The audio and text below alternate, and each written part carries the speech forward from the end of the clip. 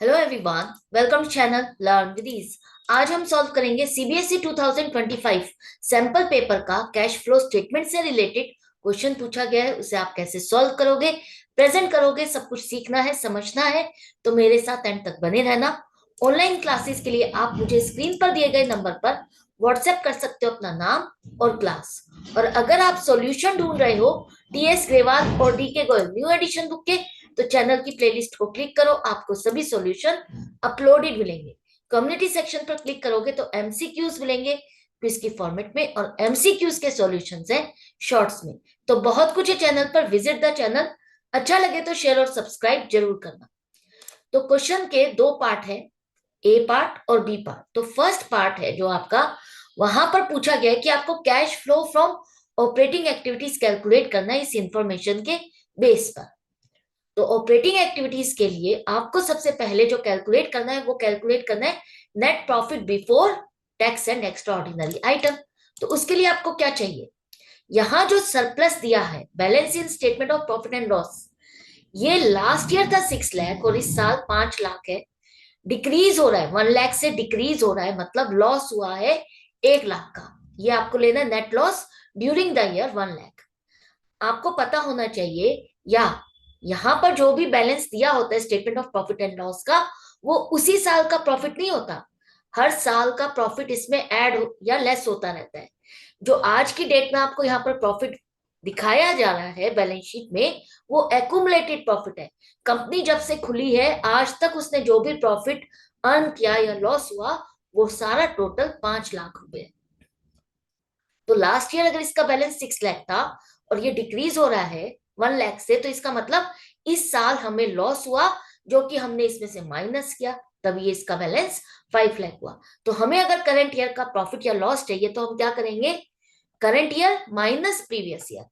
तो current year 5 lakh minus previous year करोगे तो आपके पास माइनस में फिगर आएगा कितना, 1 लाख रुपीज। तो 1 लाख रुपीज का जो आपके पास आंसर आ रहा है ये लॉस है। अब यहां पर देखो, आपके पास क्या क्या प्लस करना है आपको। हम यहां पर स्टैंड कर रहे हैं, जो बैलेंस शीट में जो बैलेंस है आपको यहां से यहां पहुंचना है, क्योंकि हमें क्या चाहिए, नेट प्रॉफिट बिफोर टैक्स। तो नेट प्रॉफिट बिफोर टैक्स निकालने के लिए आपने जो जो लेस किया था वापस प्लस करो।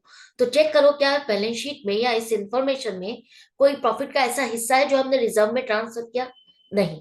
इसके बाद क्या हमने इस साल डिविडेंड दिया है, हाँ हमने डिविडेंड दिया है, जो कि लास्ट ईयर का आप ऐड करोगे। लास्ट ईयर का प्रपोज डिविडेंड जो आपने इस साल दिया होगा, डिस्ट्रीब्यूट किया होगा, वो आपको वापस से प्लस करना है। हम करेंगे प्लस 1,50,000। इसी तरह से आपको प्रोविजन फॉर टैक्स कौन सा लेना है, करंट ईयर का लेना है। करंट ईयर का प्रोविजन फॉर टैक्स लेना है कितना, 1,20,000। तो करंट ईयर का प्रोविजन फॉर टैक्स ऐड करोगे, क्योंकि जो टैक्स होता है वो आप अपने प्रॉफिट में से लेस करते हो कि इतना एस्टिमेटेड टैक्स हमें जमा करना पड़ेगा। और हम ये प्लस क्यों कर रहे हैं, ताकि हम ये फाइंड कर सके कि इस साल हमने एक्चुअल प्रॉफिट अर्न कितना किया था।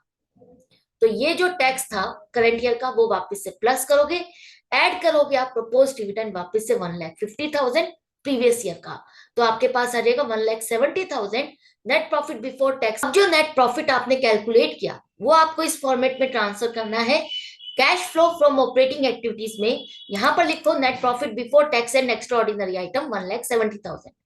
इसके बाद जो आपका नेक्स्ट स्टेप रहेगा वो रहेगा, आपको ऐड करना है या लेस करना है, एडजस्टमेंट्स करनी है non cash and non operating items की। नॉन कैश का मतलब वो खर्चे या इनकम जिसके लिए कैश का इनफ्लो या आउटफ्लो नहीं हुआ। नॉन ऑपरेटिंग आइटम मतलब वो खर्चे या इनकम जो ऑपरेटिंग एक्टिविटी से रिलेटेड नहीं है। तो नॉन कैश का तो मतलब हो गया डेप्रिसिएशन, गुडविल राइट ऑफ करना, या प्रोविजन फॉर डाउटफुल डेट्स। वो खर्चे हैं जिनके लिए आपने पेमेंट नहीं की लेकिन आपने प्रॉफिट एंड लॉस अकाउंट में डाला है। तो हमें इन खर्चों को वापस से प्लस करना है, क्योंकि कैश फ्लो स्टेटमेंट का मतलब है आपको एक्चुअल प्रॉफिट कैश में कितना हुआ, कैश में एक्चुअल प्रॉफिट कितना हुआ वो इनफ्लो या आउटफ्लो कितना हुआ वो आपको यहाँ पर कैलकुलेट करना है। तो हम यहाँ पर नॉन कैश आइटम में हमारे पास क्या इंफॉर्मेशन है, डेप्रिसिएशन नहीं है, लेकिन गुडविल डिक्रीज हो रही है, प्रीवियस ईयर से करंट ईयर डिक्रीज हो रही है। डिक्रीज होने का मतलब सेल नहीं है। जब तक क्वेश्चन में इंफॉर्मेशन नहीं दी हो कि गुडविल हमने सेल की है, आप इसे सेल नहीं मानोगे, आप इसे राइट ऑफ मानोगे। तो हमने गुडविल को राइट ऑफ किया, ये नॉन कैश आइटम है, इसके लिए कैश का आउटफ्लो नहीं हुआ, तो हम इसको वापस से प्लस कर देंगे। इसी तरह से नॉन ऑपरेटिंग आइटम में क्या हो सकता है, अगर आपने एसेट को बेचा और उस पर सेल करने पर प्रॉफिट या लॉस जो हुआ वो आपने प्रॉफिट एंड लॉस अकाउंट में तो रिकॉर्ड किया, लेकिन आपने अगर लॉस बियर किया तो क्या उसके लिए आपने किसी को पेमेंट की? नहीं की। अगर प्रॉफिट हुआ तो क्या किसी ने आपको एक्स्ट्रा पेमेंट की? नहीं। तो दूसरा ये आपका इन्वेस्टिंग एक्टिविटी से रिलेटेड है। प्रॉफिट या लॉस होना किसी एसेट को बेचने पर आपका इन्वेस्टिंग एक्टिविटी है, ऑपरेटिंग एक्टिविटी नहीं है। तो अगर लॉस हुआ तो वापस से प्लस करोगे, प्रॉफिट होता तो लेस करोगे। इसी तरह से डिबेंचर्स या long term borrowings, short term borrowings पर इंटरेस्ट अगर आप पे करते हो तो वो भी आपका फाइनेंस एक्टिविटीज का खर्चा है, जो कि आपने प्रॉफिट एंड लॉस अकाउंट में लिखा, तो हम उसे वापस से प्लस करेंगे, क्योंकि हमें टोटली वो प्रॉफिट चाहिए जो डायरेक्टली बिजनेस से रिलेटेड है, ऑपरेटिंग एक्टिविटीज से रिलेटेड है। यहां पर ऐसी कोई इंफॉर्मेशन नहीं है, तो आपका प्रॉफिट आ गया operating profit before working capital changes 2,20,000। Next step अब आपका रहेगा कि आप चेक करो करंट एसेट्स और करंट लायबिलिटीज में चेंजेस क्या है। ट्रेड रिसीवेबल्स जो कि लास्ट ईयर थे 2 लाख और इंक्रीज होकर के 2,40,000 हो गए। 40,000 से करंट एसेट इंक्रीज हो रही है। करंट एसेट का इंक्रीज होना एक तरह से एसेट को परचेज करोगे तो पेमेंट करोगे, पेमेंट करोगे तो आउटफ्लो होगा। तो less increase in trade receivables, trade receivables debtors और बिल्स रिसीवेबल दोनों का टोटल होता है। तो ये अगर इंक्रीज हो रही है, एक तरह से एसेट को खरीदा है, आउटफ्लो होगा, माइनस करोगे। नेक्स्ट है आपका trade payables, current liabilities, creditors और बिल्स पेबल का टोटल। ये लाइबिलिटी अगर इंक्रीज हो रही है, प्रीवियस ईयर से करंट ईयर में 50,000 से इंक्रीज हुई, एक तरह से आपने सामान उधार में खरीदा, तो एक तरह से लोन लिया, फंड्स अरेंज किए आपने, तो फंड्स अरेंज करना इनफ्लो है। तो यहां पर ऐड करोगे increase in trade payables 50,000, plus minus करने के बाद आपके पास आएगा cash generated from operating activities 2,30,000। Last step अब आपको जो करना है वो करना है टैक्स पेड। जो provision for tax last year का है वो आप करंट ईयर में पे करते हो। पिछले साल आपने ये एक एस्टिमेटेड टैक्स अपने प्रॉफिट में से माइनस किया था, जिसकी पेमेंट आपने करंट ईयर में की होगी, तो वो आउटफ्लो है, आपको लेस करना है टैक्स पेड 1,00,000 रुपीज। और इसके बाद जो आएगा वो आएगा cash flow from operating activities. Positive है इसलिए फ्लो फ्रॉम ऑपरेटिंग एक्टिविटीज, मतलब इस एक्टिविटी से हमने कैश जनरेट किया है, कैश इनफ्लो हुआ है, कैश का बैलेंस इतने से इंक्रीज हुआ है। तो ये था पार्ट ए। आई होप आपको अच्छे से समझ में आ गया। इसी तरह से पार्ट बी में कहा है कि आपको cash flow from investing activities calculate करना है। तो क्या करोगे, कैसे करोगे, यहां पर देखो आपके पास है मशीनरी की वैल्यू जो कि कॉस्ट पे मेंटेन हो रही है। जिस वैल्यू पर हमने इसको खरीदा ये वो वैल्यू पर मेंटेन कर रहे हैं, और जो हर साल डेप्रिसिएशन लगता है उसके लिए एक अलग अकाउंट मेंटेन किया है जिसे हम एक्यूमुलेटेड डेप्रिसिएशन अकाउंट कह रहे हैं। कंपनी कह रही है कि हमने मशीनरी जो 50,000 की खरीदी थी, आज की डेट में उसकी वैल्यू 40,000 है, जो कि फायर से जल करके डैमेज हो गई और इंश्योरेंस से क्लेम मिला है 32,000 का। पूरे साल का डेप्रिसिएशन 3,50,000 है। इसी तरह से कंपनी ने एक और मशीनरी खरीद बेची है 2,50,000 कॉस्ट की 20,000 के लॉस पर। तो यहां पर आपको अकाउंट्स बनाने पड़ेंगे। पहला अकाउंट आपको बनाना है एक्यूमुलेटेड डेप्रिसिएशन अकाउंट। तो एक्यूमुलेटेड डेप्रिसिएशन अकाउंट एक तरह से ये डेप्रिसिएशन वो है जो आप एसेट में से लेस करके बैलेंस शीट में शो करते हो। तो यहां पर हम इस एक्यूमुलेटेड डेप्रिसिएशन को अगर आप एसेट में से लेस करते हो तो इसका मतलब क्रेडिट बैलेंस होगा। तो ओपनिंग बैलेंस आप लिखोगे क्रेडिट साइड पे 4 लाख जो लास्ट ईयर का था, और करंट ईयर का जो बैलेंस है वो क्लोजिंग बैलेंस 6,50,000। अब आपने इस साल का जो डेप्रिसिएशन लगाया डेफिनेटली आप इसी अकाउंट में ऐड करोगे। इसी का बैलेंस इंक्रीज होगा कि इस साल हमने डेप्रिसिएशन लगाया। जब जब हम डेप्रिसिएशन लगाते जाते हैं इसी अकाउंट में ट्रांसफर करते जाते हैं। तो बाय डेप्रिसिएशन अकाउंट 3,50,000 आपने प्लस किया, क्रेडिट किया।